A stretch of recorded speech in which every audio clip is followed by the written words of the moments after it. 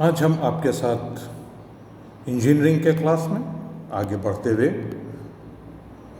The plough के अंतर्गत chapter के अंतर्गत आज हम आपके संग शेयर करेंगे फार की किस्में या काइंड ऑफ शेयर, जिसका कि डायग्राम ये मैंने आपको पीछे बना दिया है और इसको एक वीडियो के तरीके से मैंने आपको दे दिया है। आप इसको वीडियो के अंतर्गत आप उसको इनके डायग्राम्स को आप देख करके उसके अनुसार आप चीज़ों को समझ लेंगे कि क्या चीज़ है। तो इसमें फार के रूप और बनावट विभिन्न हालों में विभिन्न प्रकार की होती है कि type of share and structure of share is different in different type of plow. It is a 5 type of share are present. 5 प्रकार के फार प्रयोग किए जाते हैं। 5 type of share are used for different plows. Number 1 slip share. इस प्रकार का फार दाबरोधी की एक ओर एक पत्ती लगी होती है जिसे गनल कहते हैं। In this type of shear, at the side of land side, there is a attachment of iron piece which is known as gunnel. इसकी बनावट बहुत सादी होती है। It is a very simple in structure. शाबाश, वाहवा, गुर्जर, प्रजा यूपी नंबर 1, यूपी नंबर 2 और Meston हलों में प्रायः इसी प्रकार के फार पाए जाते हैं। Generally in Shabash, Wawa, Gurjar, Praja, UP number 1 and UP number 2 plow has this type of share only. ये फार ढलवा लोहे और या इस्पात की बनाई जाती है। It is made up of cast iron और steel. Second, shin shear. Shin share, इस फार में मोल बोर्ड के लिए एक मट्टी काटने वाला भाग निकला होता है जिसे शिन कहते हैं। In this share for mould board edge is projected which is known as cutting edge. Cutting edge is projected for mould board which is known as shin. इसका लाभ यह है कि इसके घिस जाने के बाद फार बदल सकते हैं। The merit of this projected part और shin is this that after abrasion it can be replace और मोल बोर्ड को बदलने की आवश्यकता नहीं होती। There is no need to replace the mould board because it is going to cut the soil. It is a cutting edge, extra projected cutting edge through which moldboard cutting soil will lift up to moldboard. So if it is somewhere due to abrasion it is not in the working condition, then you can replace it and it is not needed to replace the whole moldboard. Okay. Third, slip nose shear या slip nose फार। यह फार बनावट में slip फार की भांति होता है। It is in structure it's like a slip share, लेकिन इसकी नोक अलग होती। But point of share is detachable, जिसके घिस जाने पर उसे निकाल कर नई नोक लगा दी जाती है। After abrasion it can be replace only you have to replace the nose. There is no need to replace the whole shear. You just replace the nose after abrasion. And इस प्रकार का फार पंजाब हल में होता है। In Punjab plow you will get this type of shear. And then after straight shear, इस फार में कोई गनल नहीं होता है। You are not going to get any gunnel in this shear. यह फार इस्पात की चादर को काट के बनाया जाता है।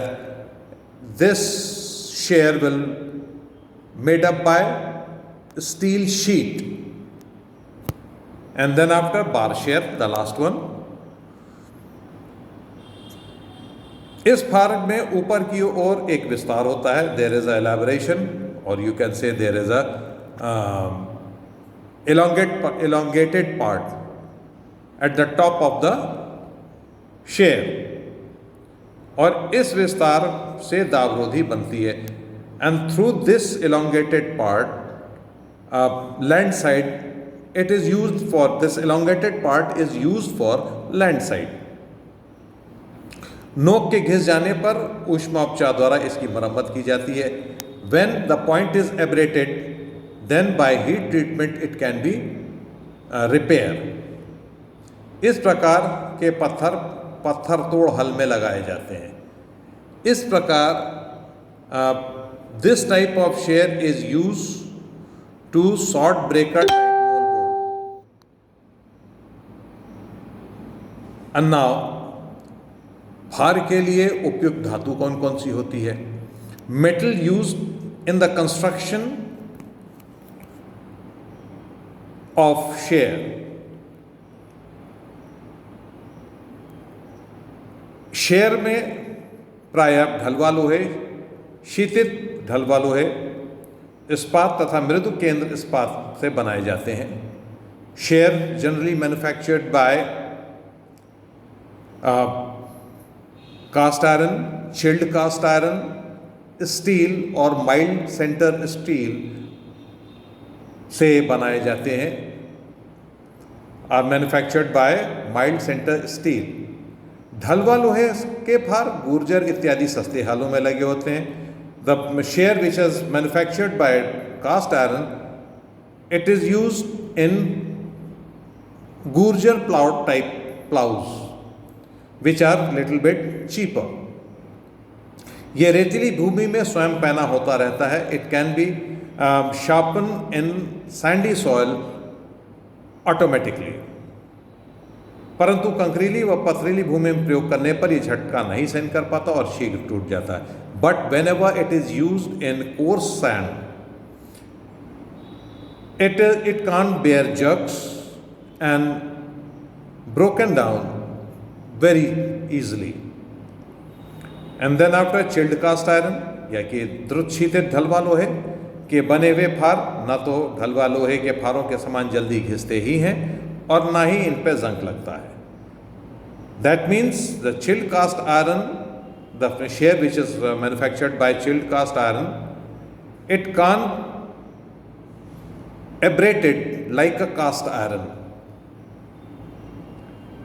and it are this type of shear which are made up of chilled cast iron are rust resistant। ये फार कंकरीली और बलुई भूमि के लिए जहाँ घिसाव अधिक होता है अच्छे रहते हैं। This type of share are generally used in coarse sand and sandy soil where abrasion is more. ये दोमट तथा मृत्तिका दोमट में भी अच्छा काम करते हैं। It will work very good in loam soil and clay loam soil and clay soil. Punjab हलों में यही हल होते हैं।